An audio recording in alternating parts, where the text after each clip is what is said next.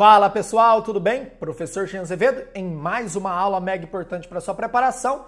Falaremos hoje de meio ambiente e segurança alimentar. É uma relação íntima entre os pares, já que eu produzo alimento, falando alimento e matéria-prima, no meio ambiente. Então, se você não tiver um meio ambiente equilibrado, a produção de alimento ela vai ser prejudicada. Quando eu falo aqui de meio ambiente, estou falando do meio ambiente natural. Então eu tenho que ter um solo adequado, eu tenho que ter recursos hídricos, um clima favorável para um determinado tipo de produto que eu quero plantar. Então, essa relação geossistêmica do meio ambiente vai favorecer ao plantio de alimento.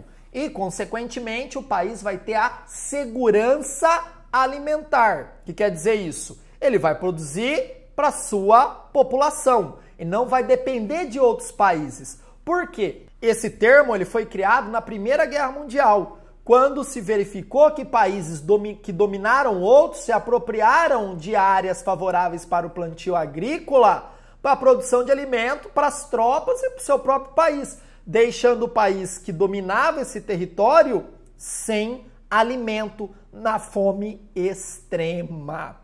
E essa discussão ela vai ganhar muito mais força no pós-Segunda Guerra, quando os Estados Unidos começam a determinar as diretrizes que os países deveriam seguir, principalmente países alinhados ao bloco capitalista. E ele fala o seguinte: países como o Brasil, como o México, como a Argentina vão ser fornecedores de alimento para o mundo.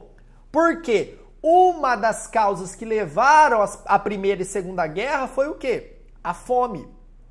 Então a fome foi uma das palavras utilizadas pelos ditadores como Hitler e Mussolini para inflar a população local. Para falar assim, olha, a fome que você está passando, quem causa, olha ali, é o judeu. Então isso inflou esse nacionalismo, inflou esse ódio, esse xenofobismo contra os povos que eclodiu nas guerras. Aí os Estados Unidos falam, vamos acabar com isso, agora a gente vai ter celeiros agrícolas no mundo. E dentre eles, olha aqui, o nosso Brasil. Tá, Gê, mas como o Brasil ia fornecer alimento para o mundo todo? A partir disso aqui, ó, Revolução Verde. A Revolução Verde, uma das suas características era aumento da produção e da produtividade. E para aumentar isso, eu tinha que investir em tecnologia. Então é mudar o perfil agrícola do Brasil, do México, da Argentina, de um perfil de média e pequena propriedade para de gigantes propriedades exportadoras de monocultura. Ah, mas Jean, isso não mudou muito. O Brasil, historicamente, sempre foi um país exportador de cana, exportador de café para o mundo, mas eram produtos supérfluos, não é produto de alimento de consumo diário. A ideia agora é que o Brasil produza soja, a ideia é que o Brasil produza milho, que são bases, são matérias-primas para produtos industrializados. Guarda isso, produtos alimentícios industrializados. E qual foi a indústria alimentícia que mais cresceu na Segunda Guerra Mundial? De enlatados. E essas indústrias de enlatados são de onde? Dos Estados Unidos. Tá vendo como tá tudo casado?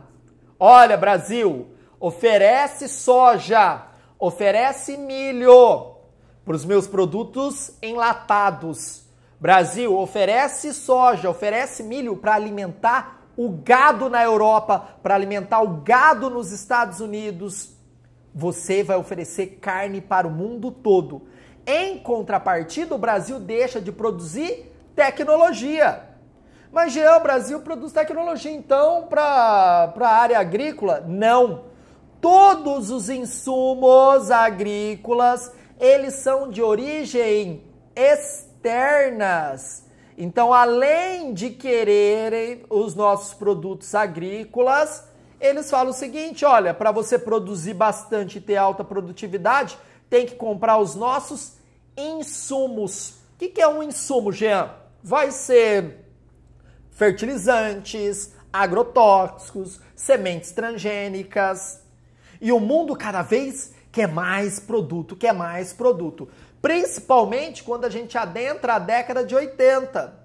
Por quê? Quando entramos na década de 80, olha aqui quem aparece, a China, com seu 1 bilhão de habitantes, querendo matar a fome da galera. E a galera consumindo mais alimento. Consequentemente, o Brasil precisa produzir mais. Por isso que uma das bases econômicas do Brasil é o agronegócio, por conta dessa amarra proposta pelos Estados Unidos pós-Segunda Guerra Mundial. E como eu falei para vocês, Argentina, México, países da África, atualmente, são fornecedores de alimento e compradores de tecnologias agrícolas. Nem a tecnologia que é utilizada é produzida aqui no Brasil. Isso leva o uso intensivo do solo, leva ao desmatamento. Então nós tivemos aqui o desmatamento da Amazônia, para o aumento da fronteira agrícola. Então toda a discussão de sustentabilidade que a gente está tendo, também nesse momento, tá vendo que é um momento muito importante do mundo aí, foi deixado de lado também. Ó, precisamos matar a fome aí da galera, o Brasil vai produzir alimento para o mundo todo. Não só o Brasil, como eu falei para vocês, tá? Uso indiscriminado dos nossos recursos hídricos. Se você tem o uso intensivo do solo, você tem o aumento do processo erosivo. E onde eu tenho erosão, eu tenho assoreamento, que é areia no rio. Eu tenho assoreamento, eu vou ter problemas de fluxo de água, de quantidade de água para irrigar essas enormes lavouras que nós temos no Brasil. Tranquilo? Tá, a discussão é o seguinte. Era para acabar com a fome no mundo. Acabou com a fome no mundo? Não tem fome na África, não tem fome no Brasil. Se você pegar indicadores no Brasil, você tem mais de 20 milhões de pessoas que passam fome, que vivem de resto, de lixo, que vivem em áreas que o clima é hostil e o plantio agrícola é muito limitado. Por isso que o Brasil já no final do século XX criou a política do Fome Zero, que era distribuir alimento para essas pessoas, que aparece o Bolsa Família, para que essas pessoas possam se alimentar. Então toda essa discussão de vamos produzir mais para acabar com a fome no mundo, era balela. Era balela. O Brasil, o papel dele é fornecer alimento, o mercado consumidor de mão de obra para os países centrais. Nem aqui dentro nós conseguimos acabar com a fome. A fome somente aumentou, a miséria aumentou na África. Porque os produtos, eles não são distribuídos de forma igualitária. Não há preocupação em acabar com a fome na África. Porque o capital, ele vive da desigualdade. Não estou falando de esquerda e direita, tá, gente? Estou falando de capitalismo. Ele sobrevive porque um tem, o outro não tem. É o explorado e explorador.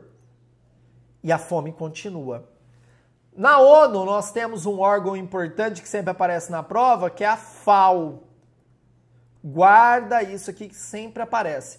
Ela que vai fazer aí várias ações para diminuir toda essa discussão da fome no mundo.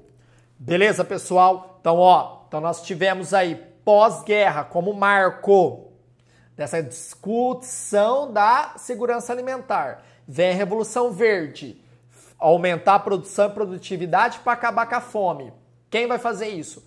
Países periféricos, dentre eles o Brasil. Aumenta a área de produção, compra a tecnologia, produz aqui para vender para o mundo.